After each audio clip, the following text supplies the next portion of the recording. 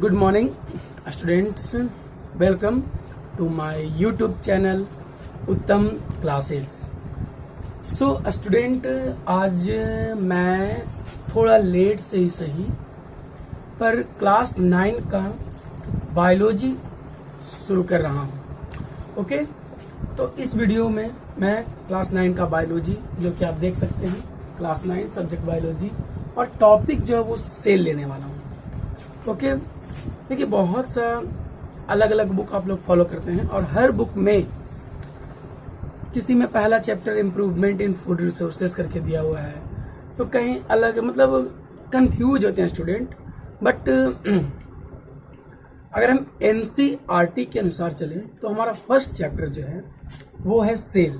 तो जैसे कि मैंने अपने सारे वीडियोस में, आपने मेरा केमिस्ट्री का वीडियो देखा होगा, मैटर इन आवर सराउंडिंग, उसको मैंने पार्ट बाय पार्ट करके उसको फिनिश कर दिया. ओके, तो वैसे ही मैं चाहता हूं कि सेल को भी मैं पार्ट बाय पार्ट करके खत्म करूं.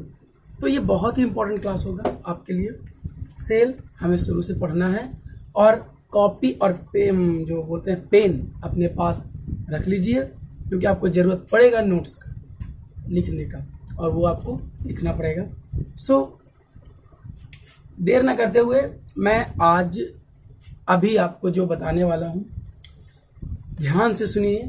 तो मैं पहले आपको बता देता हूं कि किस किस टॉपिक के बारे में आज इस पार्ट में बात करना है. किस पार्ट, कौन कौन सा मतलब टॉपिक के बारे में बात करेंगे इस पार्ट में. ये बायोलॉजी क्लास 9 का और सेल चैप्टर का फर्स्ट पार्ट है. ओके, देखिए इसमें हम सबसे पहले बात करेंगे सेल. सेल है क्या, इसके बारे में हम बात करेंगे. दूसरा बोल सकते हैं, दूसरा डिस्कवरी कैसे हुआ सेल का, discovery of cell. Okay, third हम सेल थ्योरी के बारे में बात करेंगे. सेल थ्योरी है क्या.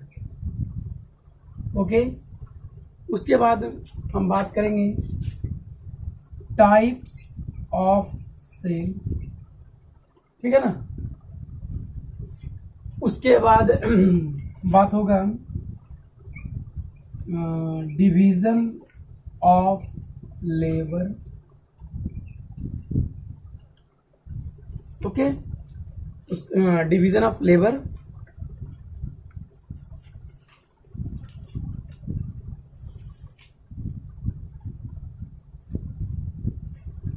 तो आपने ये देख लिया, इतने चीजों को आज हमें जानना है. ओके, तो एक बार मैं फिर से आपको बता देता हूं, हमें ये बायोलॉजी क्लास 9 का पार्ट 1 है, और इसमें मैं बात करूंगा cell, discovery of cell, cell theory, type of cell, इसमें भी कुछ है, और डिवीजन ऑफ लेबर. तो इतने टॉपिक के बारे में बताना है. ठीक है, तो पहले मैं एक बार बता चुका हूं कि पहले आप इसको नोट डाउन कर लीजिए. हमें इतने कंटेंट के बारे में आज पढ़ना है सेल चैप्टर में. ओके,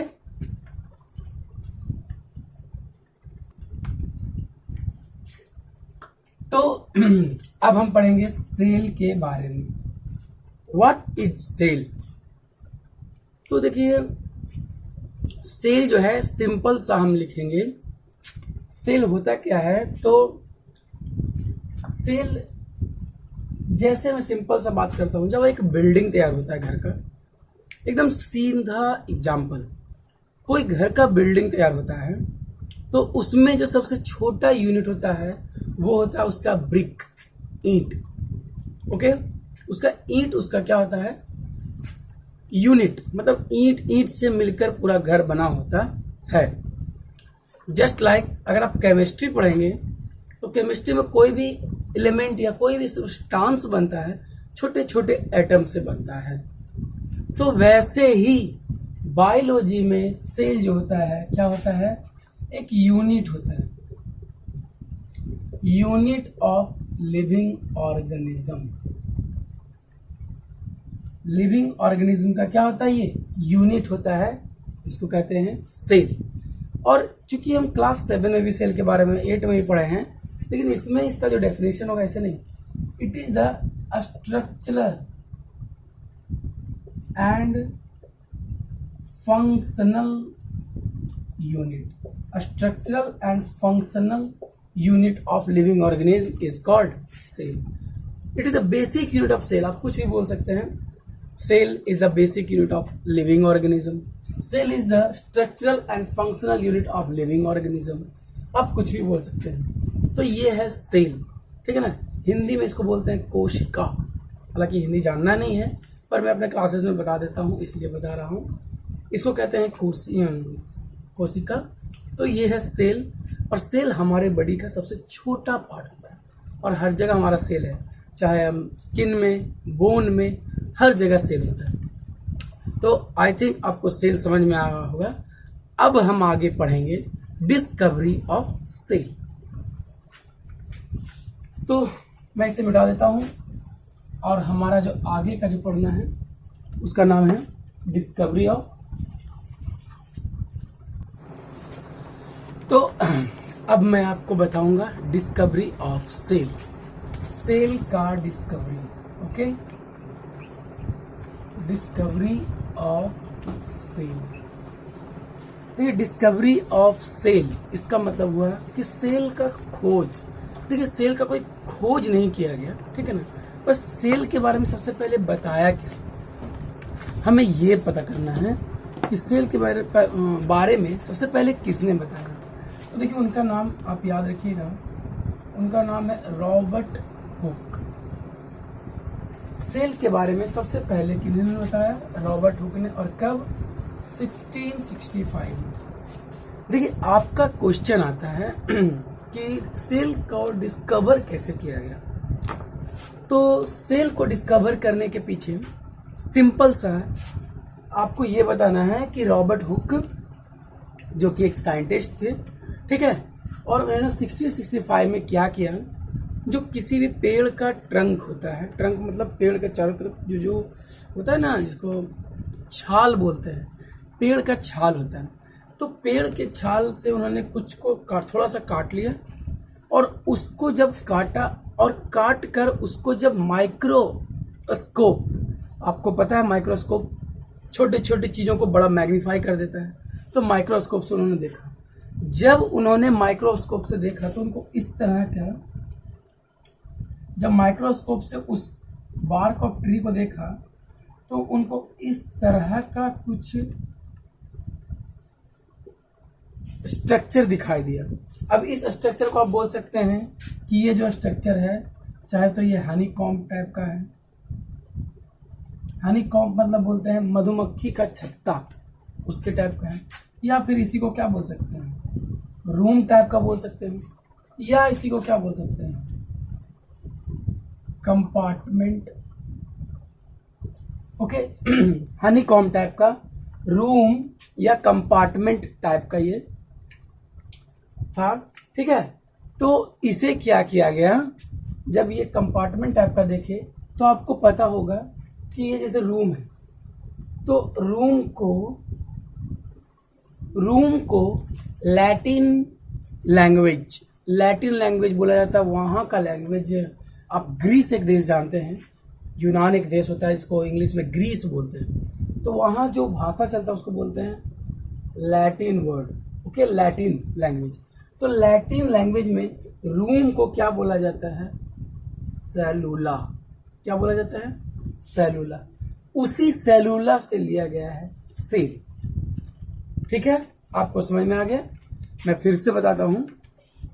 सेल का डिस्कवरी करने के लिए रॉबर्ट हुक ने 1665 में क्या किया, तो ट्रंक को काटा और काट कर उसको क्या किया, माइक्रोस्कोप से देखा। जब माइक्रोस्कोप से देखा तो उन्हें इस तरह का स्ट्रक्चर दिखाई दिया, जो कि हनीकॉम्ब का स्ट्रक्चर बोल सकते हैं, या फिर रूम टाइप का ये कंपार्टमेंट। रूम को लैटिन भाषा में क्या बोला जाता है? सेलुला। तो इसी से लिया गया सेल, और इस तरह इसका नाम क्या पड़ गया? सेल, ठीक है। तो मैं बताऊं, रॉबर्ट हुक सबसे पहले जो बताया गया ट्री के बारे में, मतलब कि प्लांट सेल के बारे में ही सबसे पहले उन्होंने पता किया। फिर बाद में इसको एनिमल सेल के बारे में पता चला, ठीक है ना। बहुत से और भी साइंटिस्ट हैं, मैं उसको बताऊंगा, लेकिन सबसे पहले आप ये देख लीजिए, अगर इसमें से कोई इंपॉर्टेंट हो तो उसे आप राइट डाउन कर लीजिए, ओके। ओके तो मैंने डिस्कवरी ऑफ सेल आपको बताया, उसी डिस्कवरी ऑफ सेल में कुछ चीजें जाननी है जो मैंने आपको बोर्ड पर लिख दिया है, ठीक है ना, क्योंकि उस समय रॉबर्ट हुक ने सिर्फ प्लांट के बारे में बताया, और चूंकि सिर्फ ये बताया कि सेल होता है, फिर उसके बारे में और उन्होंने कुछ नहीं बताया कि सेल के अंदर क्या होता है, ठीक है ना, सेल के अंदर कौन कौन से मटेरियल कंटेन होते हैं, ये सब उन्होंने कुछ नहीं बताया। तब देखिए न्यूक्लियस के बारे में रॉबर्ट ब्राउन ने बताया। आप अपने जो जिस बुक को भी फॉलो करते हैं उस बुक में आप देखिएगा कि 1773 में लगभग रॉबर्ट ब्राउन ने न्यूक्लियस के बारे में बताया। फिर प्रोटोप्लाज्म के बारे में जेई परकिंजे ने बताया, वो ये परकिंजे ने 1869 के लगभग बताया। फिर हेरिडिटी ट्रांसमिशन के बारे में हैकल ने बताया। फिर सेल थ्योरी के बारे में स्केल्डन ने दिया, ठीक है ना, और लास्ट में स्वान, इसको जो भी आप पढ़िए, all animal and plant made of cell. मतलब ये चीज कोई खास इंपॉर्टेंट नहीं है, लेकिन जब आप पढ़ रहे हो तो आपको ये चीज जानना चाहिए कि इन सब चीजों के बारे में कुछ कुछ अलग अलग साइंटिस्ट ने बताया। तो हम आगे का जो पढ़ेंगे वो ये पढ़ेंगे कि सेल थ्योरी, ये जो मैंने यहाँ पर लिखा सेल थ्योरी, इनके द्वारा और इनके द्वारा दिया हुआ सेल थ्योरी है, इसके बारे में पढ़ेंगे। तो आप इसको थोड़ा नोट डाउन कर लीजिए, इंपॉर्टेंट है। ओके तो मैंने बस एक जो होता है ना लिटिल बिट सेकंड में ये सब चीजें बता देना, मैं इसको बताया था। हमें जो मेन रूप से आप जानना है, ठीक है ना, वो है सेल थ्योरी, ठीक है।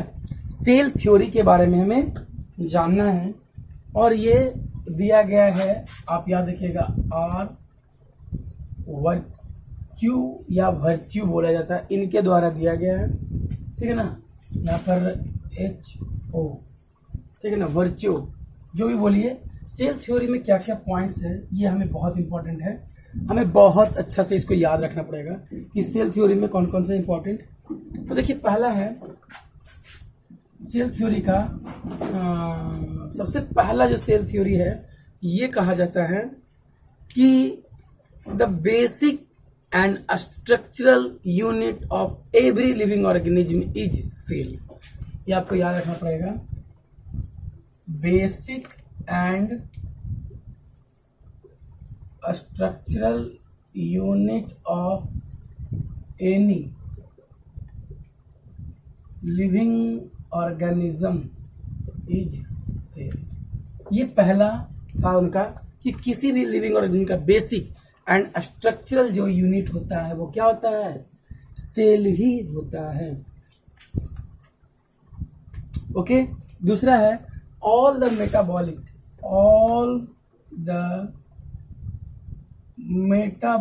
Metabolic process take place in cell.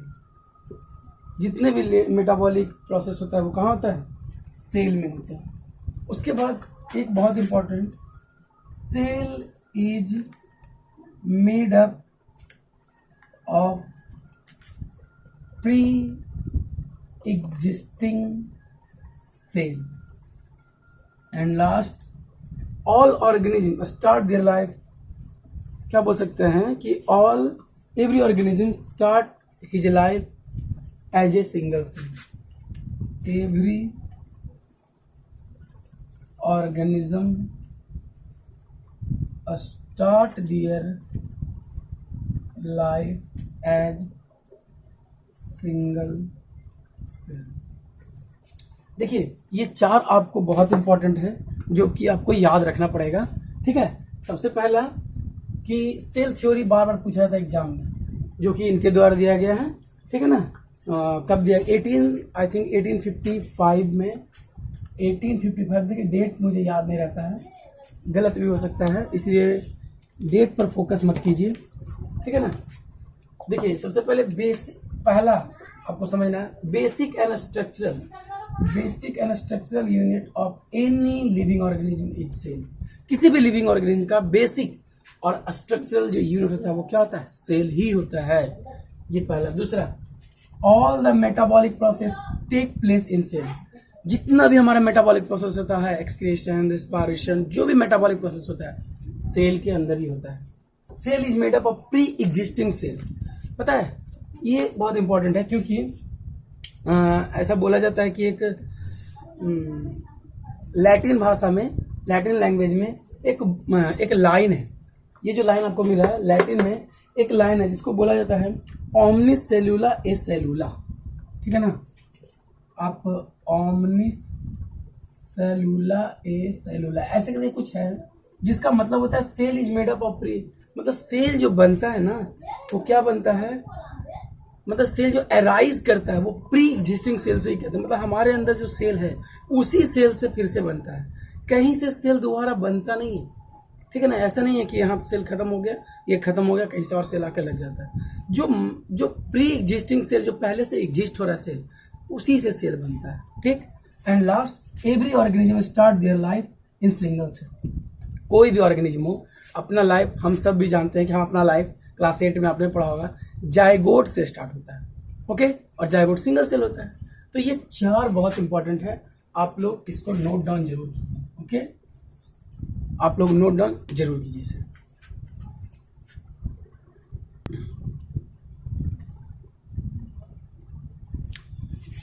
Okay, तो मैं अब इसको मिटा देता हूं। आप लोग को पता है, पहले मैंने सेल के बारे में बताया, फिर मैंने डिस्कवरी ऑफ सेल बताया, और फिर मैं अभी आपको बता रहा हूं कि सेल थ्योरी। इस सबको आप नोट डाउन कर लीजिए।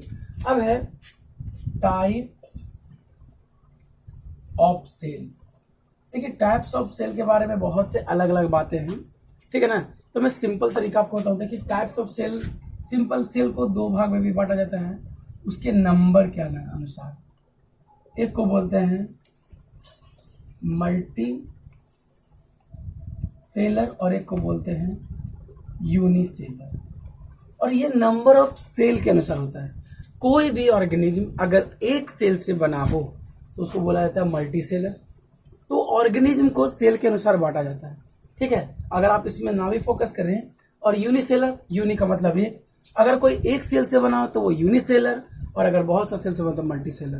तो ये एक टाइप से बांटा गया, लेकिन हमें मेन रूप से जो टाइप ऑफ सेल जानना है, तो देखिए यहां पर मैं करता हूं। सेल को पहले 2 भाग में बांटा जाता है।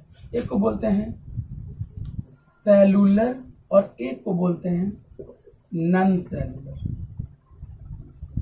None cellular. ओके, सेलुलर तो हम जानते हैं, सेलुलर उसे बोलते हैं, बोल सकते हैं कंटेन सेल, जो सेल को कंटेन करता है। तो आप बोलेंगे कि तो क्या नॉन सेलर में जो सेल को नहीं कंटेन करता है? देखिए, इसमें एक एग्जांपल है जिसको बोला जाता है वायरस। वायरस एक ऐसा एग्जांपल है, ठीक है ना, वायरस एक ऐसा एग्जांपल है जो कि आपको पता होगा, ये जो वायरस है ना, ये जब किसी बॉडी के बाहर होता है तो ये होता ही नहीं है। ठीक है ना, तो इस कारण से इसको नॉन सेलुलर में रखा जाता है, पर इतना आपके लिए ये इंपॉर्टेंट टर्म नहीं है, फिर भी आपको मैंने बता दिया। ठीक है ना, आप अपने बुक पढ़िएगा तो उसमें मिलेगा। लेकिन तो इतना मैंने आपको बता दिया। अब सेलुलर, ओके, सेलुलर क्या होता है? तो देखिए, सेलुलर में आता है जिसमें सेल कंटेन होता है, जिसमें सेल कंटेन होता है उसको सेलुलर बोलते हैं। ओके, और इसमें आपका 2 अलग अलग आएगा, 2 अलग अलग पार्ट में इसको बांटते हैं। एक को बोलते हैं प्रो, ओके, एक को बोलते हैं प्रोकारियोटिक, प्रोकारियोटिक। ओके, और सेकेंड को कहा जाता है, थोड़ा सा स्पेलिंग का मिस्टेक हो जाता है, यूकारियोटिक। यूकारियोटिक और प्रोकारियोटिक सेलुलर को डिवाइड करते हैं। ओके, एक प्रोकारियोटिक। तो देखिए, प्रो का मतलब होता है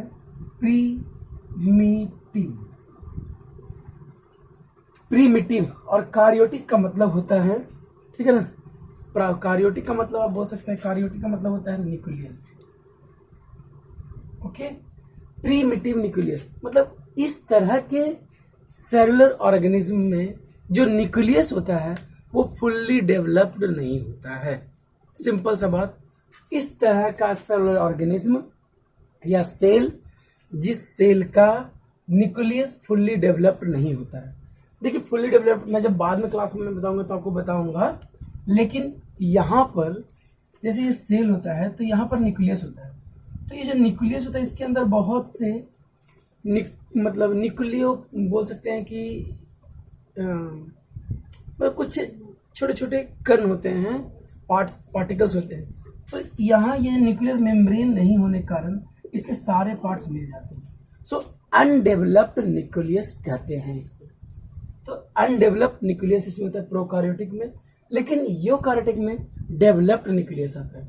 ठीक है ना, जैसे कि सारे इसमें न्यूक्लियस डेवलप होता है। और ये आज का जितना भी multi cellular unicellular human beings lion हर कोई यूकार्योटिक का होता है, लेकिन ये जो होता है प्रोकार्योटिक ये होता है प्रीमिटिव। ओके, तो हम बोल सकते हैं कि प्रोकार्योटिक दोज ऑर्गेनिज्म है primitive and incomplete cell and they contain prokaryotic cell in their body. मतलब वैसा ऑर्गेनिज्म जो इनकम्प्लीट सेल अपने बॉडी में रखता है। और इसका एग्जाम्पल में आपको याद रखिएगा साइनोबैक्टीरिया। 2 ही 3 एग्जाम्पल इसका बहुत ही खास है, साइनोबैक्टीरिया और एक है ब्लू ग्रीन अलगी। लेकिन इसमें तो आपको पता है सब एग्जाम्पल हो जाएगा। ठीक है ना, जितने भी ये हैं सारे एग्जाम्पल हो जाएंगे। तो ये था सेलुलर और नॉन सेलुलर, और सेलुलर को 2 भाग में बांटा गया। फिर मैंने आपको बता दिया मल्टी सेलर के बारे में बता ही दिया, जो बहुत से सेल से बना होता है। यूनिसेलर के बारे में बता दिया। अब मैं आपको कुछ पॉइंट्स और बताऊंगा, उसके बाद ये मेरा वीडियो खत्म हो जाएगा। वो पॉइंट है जिसको बोलते हैं डिवीजन ऑफ लेबर। लेकिन उसके पहले अगर इसमें कुछ भी आपको इंपॉर्टेंट ऐसा लगता है तो राइट डाउन कर लीजिए।